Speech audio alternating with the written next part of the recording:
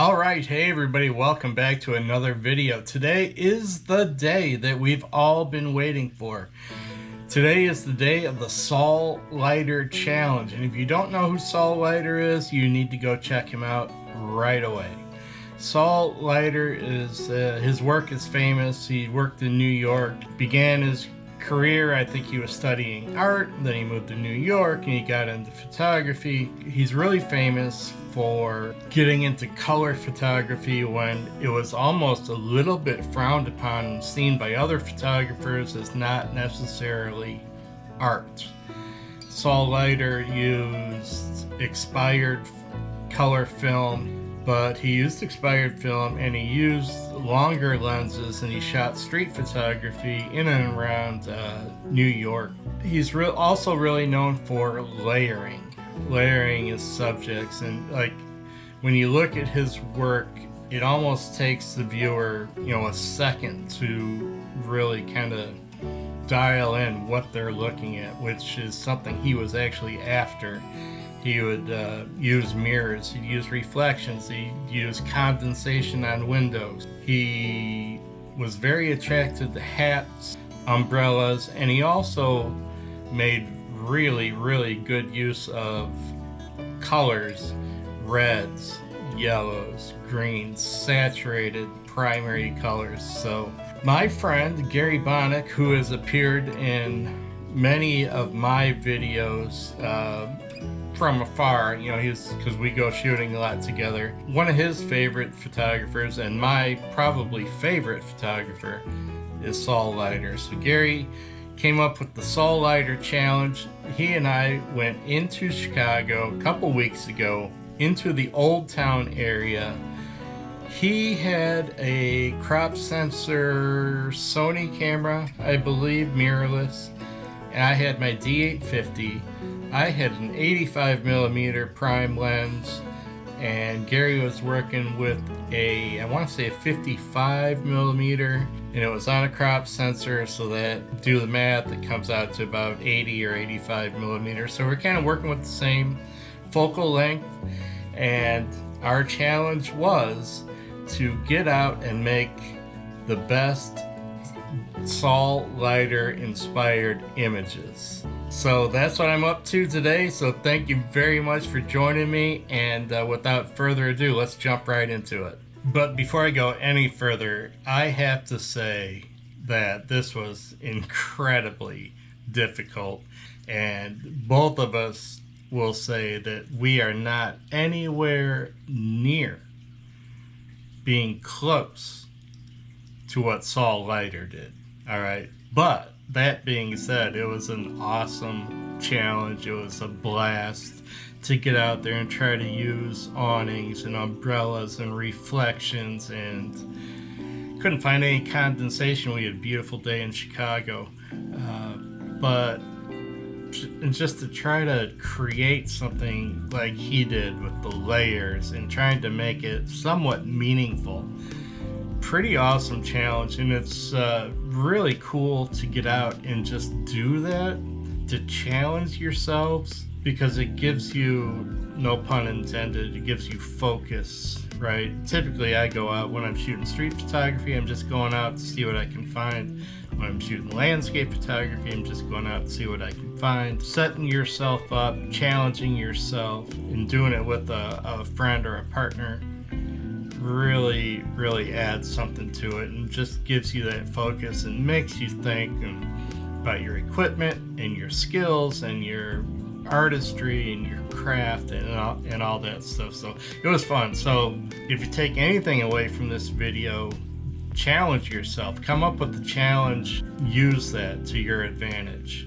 And actually, I'll throw this out there now. If any of you want to join the Saul Leiter challenge, go ahead and in the comments drop an image, and if enough people do it, I'll do a video on the Saul Leiter images that were sent in on this video. So share it with your friends, get them involved too. We'll make a big challenge out of it. So anyway, big thanks to Gary Bahnick. He's a great photographer. He's on Instagram, he's on Facebook. If you get a chance, go check him out. And he does some amazing street photographer and just an overall really big-hearted, good person. So check his stuff out. So the rules for our challenge were anything goes as far as the processing. Do what you want. All the images for our challenge had to be taken on the day we were in Chicago together. We chose the top 4, and that was about it. So those are the rules of the contest, and what I will do is put up the 8 images in a row in random order, mixed. It won't be all mine and then all Gary's. It's going to be mixed. Put them up all in a row for 5-6 seconds. Then I'm going to put them in a group. One group will be all of Gary's, one group will be all of mine, and then you guys in the comments vote group A or group B. You can only pick one, so if you want your vote to count, just pick one. With that, let's jump right to it now. I'll just roll through the 8 images, and then we'll put up group A and group B. But first, I want to give you just a little reminder of what we are after.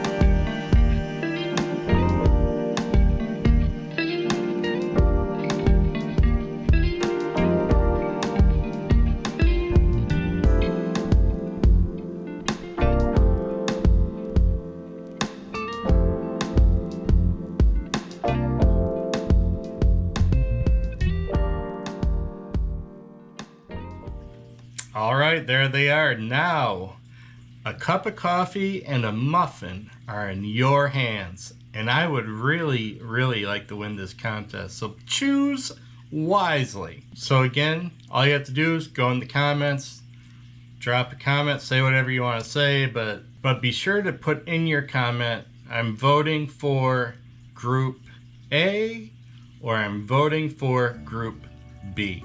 And that's it. All right, everybody. Hey, that's going to do it for another video. Thanks so much for playing along. I really appreciate it. I'm serious about the Saul Leiter challenge out to you guys. If you want to drop an image in the comments, if enough people do it, if 10, 15 people or more do it, I'll do a video showing all the images that were submitted through the comments, and we'll talk about those. That'll be something fun to do. And with that, I am your old buddy, Double G. Remember, vote for me so I can win that cup of coffee and that muffin. You all know the drill. Like it if you did, subscribe if you haven't.